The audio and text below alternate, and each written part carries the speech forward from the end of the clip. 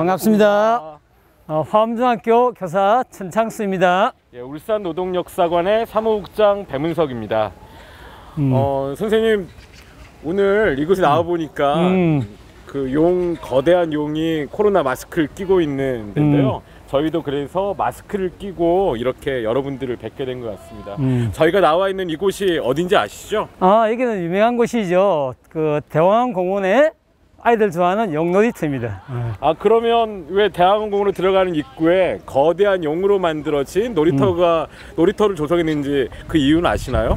그거는 이제 잘 생각 안 해봤는데 우리 아이들이 용을 제일 좋아하기 때문에 그런 거 아닐까요? 뭐 아이들이 용을 좋아한다, 그것도 어쩌면 맞는 대답일 수도 있죠. 하지만 저희가 오늘 역사 기행을 할 이 대왕암공원과 바로 이 용이 깊은 연관을 맺고 있기 때문입니다. 대왕암 지역은 용과 관련된 전설이 오래전부터 있었고요. 오늘 그 용과 관련된 전설을 선생님과 함께 직접 발로 찾아가 보도록 하겠습니다. 기대가 됩니다. 예, 그러면 안쪽으로 한번 들어가 보실까요? 천천히 걸어가 보도록 하겠습니다. 네. 선생님, 이 주변에 여기 있는 나무들이 어떤 나무인지 아시죠? 여기 유명한 그 송림이죠. 소나무들. 예, 곰솔 나무인데요. 이 곰솔나무예요? 예, 이 나무들이 하나하나가 한 몇 년 정도 된 나무 같으세요? 제가 알면 박사지요. 예, 한 100년? 100년 정도 된 나무입니다. 원래 100년 전에는 이 일대가 이렇게 소나무밭이 아니었어요. 이게 이 일대는 마을 목장으로 쓰였기 때문에 목초지였어요. 마을 목장. 예, 지금 여기 보이는 소나무 자리에 아마 그 자리마다 말들이 뛰어놀고 말들이 풀을 뜯었던 바로 그 장소일 겁니다. 목초지가 이제 송림으로 바뀌었네요. 목초지가 송림으로 바뀌게 된 과정에는 우리의 근현대사의 이야기들이 숨어져 있습니다. 말목장이 쭉 조선시대 후기까지 운영되다가 1894년 갑오개혁을 거치면서 갑오개혁 때 전체 지방 관청이 새롭게 재편이 되거든요. 지방 군제도 재편될 때 말목장 구경목장이었기 때문에 지방 관청에서 관리하던 말목장이 기능이 이제 중단되게 되는 거죠. 그래서 이곳은 말목장이 아니라 버려진 땅처럼 방치되게 됐던 겁니다. 방치가 됐는데. 하지만 이제 그 뒤에 저희가 국권을 잃게 되잖아요. 1905년 을사늑약과 그다음에 1910년 가슴 아픈 강제 병합 과정을 거치면서 국권을 잃고 난 다음에는 이 방치된 땅에 바로 일본 제국주의, 일본 군대가 이곳을 자신들의 전략적 요충지로 사용하게 됩니다. 여기가 그렇게 군사적 중요했던 곳인가요? 바로 옆이 동해가 있는 거잖아요. 그렇죠. 예, 동해 앞바다를 장악하는 것이 일본 해군에게는 무척 중요했고 동해안을 장악해야지만 일본에서 한반도 바로 조선으로 넘어가는 길에 대한 안정적인 교통로를 확보할 수 있었던 거죠. 그래서 저희 바로 옆에 있는 이 울기등대, 그리고 바로 이곳 전체가 일본 제국주의 일제강점기에 군대가 관리하는, 그리고 일본 제국주의 관청에서 관리하는 지역으로 그렇게 바뀌게 된 겁니다. 군대가 있었다는 얘기가 되겠네요? 예, 저희가 바라보는 저 정면 앞쪽에 일본 해군이 주둔했고요. 해군. 여기 있는 송림은 1920년대 후반 또 30년대 초반을 거치면서 일본 해군의 모습들을 감추기 위한 언패물 형태로 심어졌다는 얘기들이 있는데 그 부분이 매우 설득력이 있을 겁니다. 송림에 가려가지고 군인들이 모습이 보이지 않게. 그렇죠. 군부대의 배후 지역으로 이 공간이 쓰였다라고 생각하시면 되는 거죠. 그래서 이곳은 1920년 이후에 심어진 인공적으로 조림된 곳이거든요. 자연적으로 만들어진 숲이 아니라. 그렇기 때문에 아까 말씀드렸던 이제 수령은 100년 된 곰솔나무 거대한 숲으로 이 공간이 만들어지게 된 겁니다. 송림, 우리가 즐겨 노는 송림이 이제 그런 역사가 품고 있는 거죠.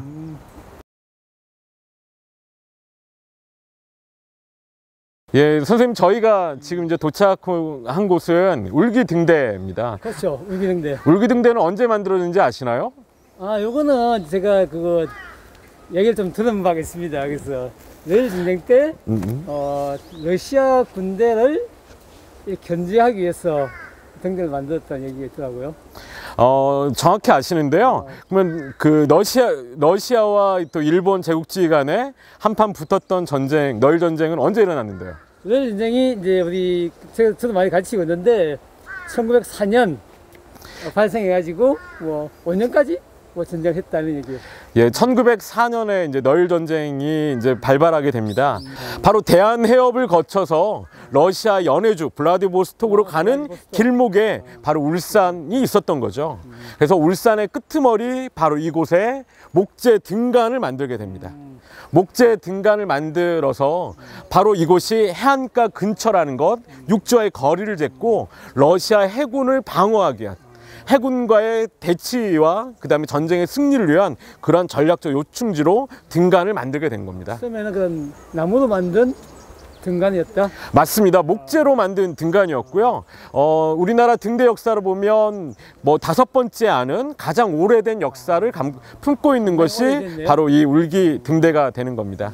목재 목관으로 만들었던 울기 등대는 1904년 울산 해전이라는 이름으로 러시아와 큰 전투가 바다에서 벌어지게 되거든요. 바다 전투에서 이기고 난 다음에 바로 이 일대, 동해안 일대의 제해권을 모두 일본이 차지하게 됩니다. 그렇게 해서 만들어진 이 등간을 바탕으로 등간을 보수하기 시작해요. 보수했던 게 1906년부터 1910년까지 보수 작업이 이루어지고, 그래서 적탑, 나무 등간이 아니라 적색 벽돌로 이루어진 등탑을 세우게 됩니다. 그리고 1910년에 세워진 등탑은 이제 조금씩 개량의 과정을 거치게 되는데요. 그 내용들은 여기 울기 항로 표지관리소에 있는 게시판에서도 확인할 수 있습니다. 여기 보시면 제가 설명드린 대로 일본이 만주에 대한 점령 과정에서 러일 전쟁을 벌이게 될 때 1904년 2월 8일 시작된 이후에 동해안에서 러시아 해군과 한판 붙게 됩니다. 그런 과정에 1905년 2월 긴급히 뭐 울산과 뭐 제주도의 우도 이런 곳에 목재 등간을 만들게 되거든요. 그렇게 해서 러시아 발틱 함대를 격침한다라고 되어 있는데, 사실은 발틱 함대는 그 뒤에 왔어요. 여기 표지판에는 약간 오류가 있습니다. 이렇게 해서 전체 이 등간을 바탕으로 해서 동해안 일대 제해권을 확보하게 되는 겁니다. 그 뒤에 이 공간은 1906년을 거쳐서 여기 이제 6년 3월 24일에 되어 있는데 한 차례 보수가 진행됐었고요. 적색 복도를 통해서 6m의 돔 형태로 등대가 만들어지게 됩니다. 그리고 난 다음에 6m로 만들어진 것은 한 차례 보수가 이루어져서 그 9m 형태로 넘어가게 되는데, 이것은 1972년이 됩니다. 그때. 그래서 기존보다 6m보다 3m 높아지니까 9m 높이가 된 거죠. 하지만 9m 높이로 한 이유가 뭘까? 바로 이 일대 소나무 때문에 그렇습니다. 소나무가 너무 크기 때문에. 이 일대 자라게 된 소나무가 등탑에 불빛을 방해하기 시작한 거예요. 그래서 3m를 더 올렸던 거죠. 하지만 이걸로도 모자랐어요. 그래서 저 앞에 등대가 저 2개가 있잖아요. 뒤쪽에 있는 것이 구등탑, 앞에 있는 것이 신등탑인데, 신등탑을 1987년에 새롭게 만들어지게 됩니다. 그럼 저거는 87년도에 생긴. 맞습니다. 이때는 24m니까 이제 앞에 소나무에 걸리지 않고 바로 등대로서의 제 역할을 할 수 있게 된 거죠. 차이가 상당히 크게 납니다. 그래서 구등탑은 이 이후에 우리나라에서 가장 오래된 등대 역사를 알려주는 것이 때문에 그 중요한 문화재로 지정되게 된 거고요. 그래서 지금까지 이 공간에 대해서는 구등탑은 문화재로서 그렇게 시민들에게 관람 장소로서, 역사 관람 장소로서 이용되고 있습니다. 실제 작동하는 것은 앞에 있는 것이고, 네, 지금 구등탑은 사용되지 않고요. 관람의 장소로서만 개방이 되고 있습니다. 저희 뒤쪽으로 구등탑이 바로 보이는데요. 저 울기등대 이름에 관련된 저희가 꼭 알아야 될 일이 있어서 여기 잠시 멈춰봤습니다. 울기등대라고 하는 이름은 사실은 지난 2006년에 이름이 바뀌었어요. 그전에도 사실은 울기등대, 지금도 울기등대인데 한글 이름은 똑같은데 한자가 바뀐 거죠. 원래 울기등대의 울자는 울산을 뜻하고 기자는 끝을 뜻하는 그렇게 기자를 썼습니다. 근데 지금은 기운을 뜻하는 울산의 기운이다 라는 이름으로 울기등대 한자를 바꾼 거예요. 말씀드렸던 대로 울기등대가 일본 제국주의가 너일 전쟁을 위해서 그렇게 세운 등대이고, 바로 이 공간이 그 일본 제국주의가 한반도, 바로 우리 땅을 강점했던 그 아픈 역사를 담고 있기 때문에 그 내용에 담겨 있는 이름으로 계속 놔두는 것은 뭔가 깨름칙하다, 그 이름을 바꾸자 라는 뜻에서 이 등대가 만들어지고 난 다음에 100년이 지났다라고 생각한 바로 2006년에 100년을 즈음해서 이름을 새롭게 바꾸자라고 해서 울산의 기운이라고 하는 이름을 한자만 바꿔서 이렇게 바꿨던 것입니다. 그럼 나는 왜 모르고 있었을까요? 많은 분들이 저희가 발 딛고 살고 있는, 또 자주 오는 곳이지만 이곳에 배어있는 역사를 종종 모르는 경우들이 많습니다. 하지만 저희가 발 딛고 있는 이곳에 스며져 있는 옛 이야기, 또 그로부터 시작해서 바로 지금 우리들이 살아가고 있기 때문에 그런 이야기들 오늘 선생님과 같이 이렇게 이야기 나누는 거고요. 또 이 부분을 오늘 아셨다라면, 그래서 울기등대가 그런 의미가 있구나, 대항함이 이렇게 만들었던가를 한 번 더 생각해 주셨으면 좋겠다, 이렇게 말씀드리도록 하겠습니다.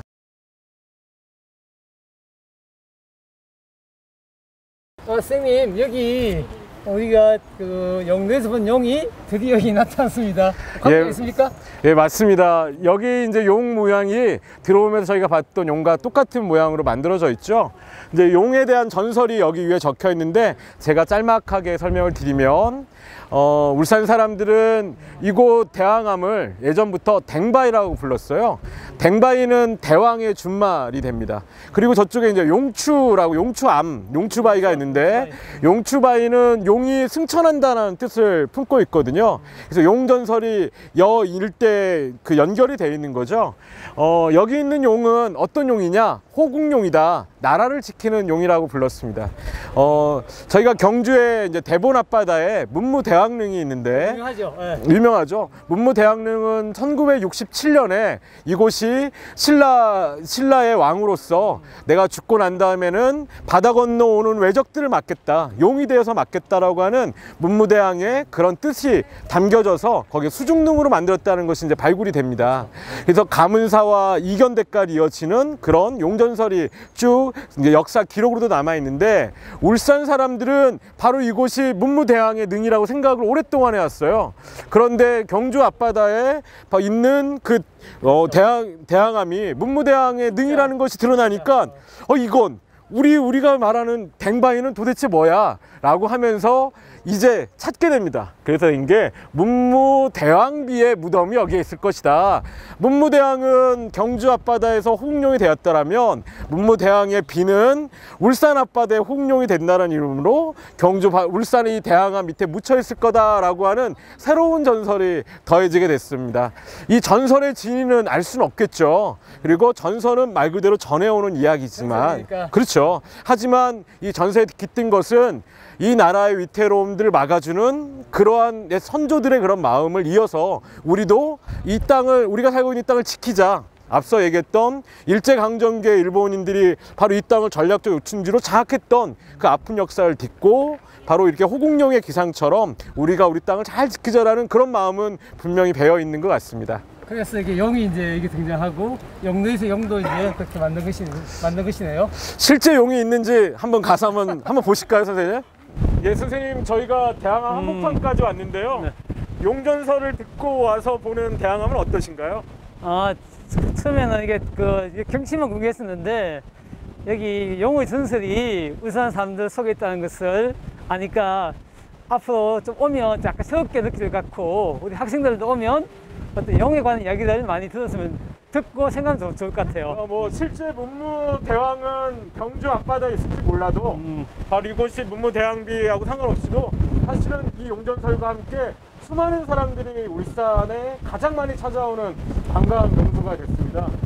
실제 전 국민에게 울산을 대표하는 관광지는 뭐냐, 울산이다 하면 떠오르는 관광지가 어디냐라고 설문조사를 했대요. 네. 설문조사 1위가 간절곶도, 반구대 안각화도 아니고 바로 이곳 대항함이 울산하면 가장 먼저 떠오르는 관광지다.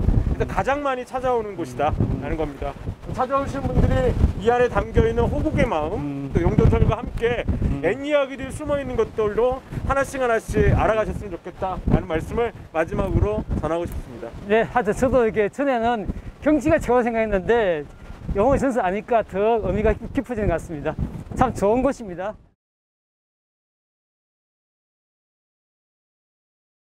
일제강점기에 울산 동구 지역에는 보통학교가 2군데, 일제강점기 말에, 그 다음에 일본인 그 학교가 1군데, 방어진 그 지금의 초등학교고요.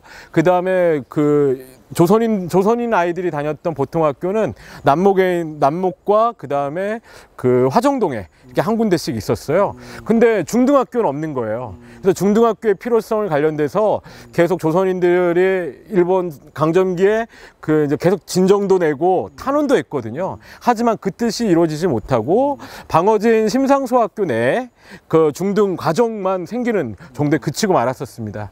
그래서 해방 전부터 중등학교를 바랬던 마음이 이루어진 것은 해방 후 1947년에 바로 이곳에 방어진 수산중학교가 만들어지면서부터입니다. 수산중학교. 수산중학교를 만들 때 이 지역 일대 32,000평 정도의 땅을 가지고 있었던 부자가 있었어요. 그분이 바로 이종산 선생님이십니다. 예.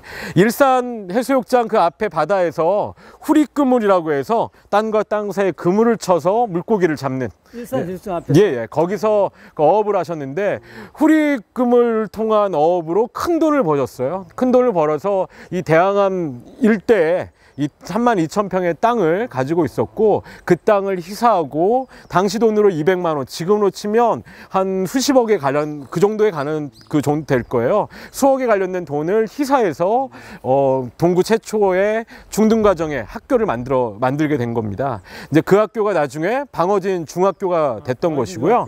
이 방어진 중학교가 옛날 여기 있었죠. 그렇죠. 방어진 중학교가 자리를 옮기면서 이 빈 땅, 이 학교의 교사, 학교 건물을 이용해서 바로 그 교육연수원, 교사연수원으로 사용하게 됐던 겁니다.